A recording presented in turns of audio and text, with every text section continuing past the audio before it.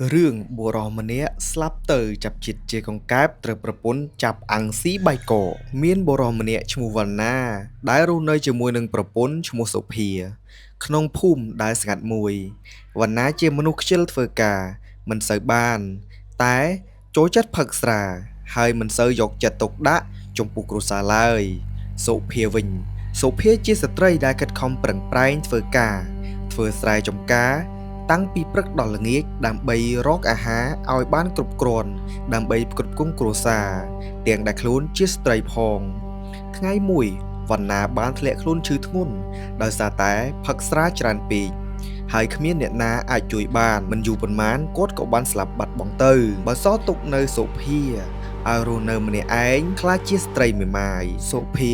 បើទោះជាសោកស្ដាយក៏ដោយក៏ត្រូវបន្តជីវិតដោយខិតខំធ្វើការដដែលប៉ុន្តែអ្វីដែលគ្មាននរណាដឹងគឺព្រលឹងរបស់វណ្ណាមិនបានចាប់ជាតិកើតជាមនុស្សវិញទេត្រូវបានបាតប្រកម្មនាំឲ្យកើតចាប់ជាតិជាកង្កែបរស់នៅក្នុងស្រះក្បែរផ្ទះរបស់ខ្លួនកង្កែបនោះមានអារម្មណ៍ដឹងខ្លួនថាជាវណ្ណាព្រោះគាត់តែងតែចងចាំអតីតកាលទាំងអស់គាត់មានអារម្មណ៍សោកស្ដាយយ៉ាងខ្លាំងចំពោះអ្វីដែលបានកើតឡើងមុនពេលដែលគាត់ស្លាប់ការខ្ជិលការផឹកស្រានិងការមិនថែរក្សាប្រពន្ធរាល់ថ្ងៃកង្កែបវណ្ណាតែងតែលោតឡើងមកជិតផ្ទះមើលសុភាធ្វើការគាត់ចង់និយាយប៉ុន្តែមិនអាចនិយាយបានទេដោយសារតែគាត់ជាកង្កែបមានតែបញ្ចេញសំឡេងក្រិតដែលសំឡេងនោះគឺជាសំឡេងកង្កែបប៉ុណ្ណោះពេលឃើញសុភាខិតខំធ្វើការនិងបានញ៉ាំបាយកកជាមួយនឹងអំបិលគាត់កាន់តែមានអារម្មណ៍ឈឺចាប់ក្នុងចិត្តជាខ្លាំងថ្ងៃមួយសុភាមិនមានអ្វីសម្រាប់បរិភោគទេលុះត្រាតែចាប់សត្វតូចពីស្រះមកអាំងជាចំណីនិងហូបជាមួយបាយកកនាងយកចានហើយចុះទៅកាន់ស្រះកង្កែបវណ្ណាពេលឃើញសុភាមកក៏លោតលាក់ខ្លួនតែបេះដូងគាត់ញ័រខ្លាំងព្រោះមានអារម្មណ៍ថាអ្វីមួយដែលមិនល្អកំពុងកើតឡើងសុភាចាប់បានកង្កែបមួយហើយកង្កែបនោះគឺជាវណ្ណានាងមិនដឹងថាវាជាអតីតប្តីរបស់នាងនោះទេកង្កែបព្យាយាមរត់ប៉ុន្តែមិនអាចរត់គេចផុតបានឡើយសុភានោមវាទៅលាងហើយរៀបចំអាំងលើភ្លើងដែលកំពុងតែឆេះយ៉ាងសន្ធោសន្ធៅរងើកក្រហមឆ្អាល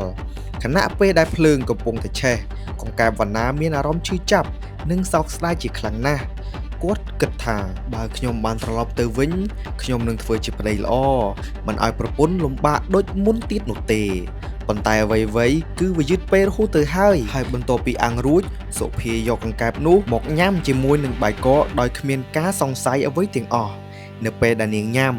នាងមានអារម្មណ៍ថាអាហារនោះមានរសជាតិចម្លែកដូចជាមានអ្វីដែលមិនធម្មតា